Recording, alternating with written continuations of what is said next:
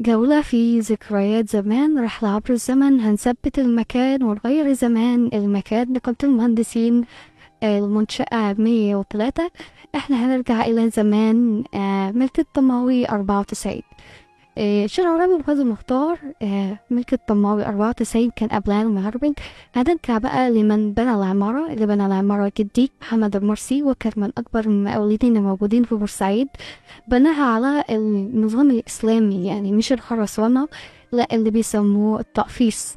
يعني خشب وكيب وبلاك، ومفيش خالص خرسانة. الحاجات اللي كان بيبنيها جدي ما بتقعش، لازم تهدم. زي البيت اللي احنا كنا قاعدين فيه، كسروا اللودر وهما بيهدوا لأن الحجارة بتاعته كانت كبيرة جدا، الظاهر اللي كانوا بيبنوا بيها الأهرام. عمل اسم العرب، وعمل بيت الأمة، وعمل بيوت كتيرة جدا اللي بيبقى الجسم من تحت أحجار كبيرة. السقوف بتبقى تقفيص.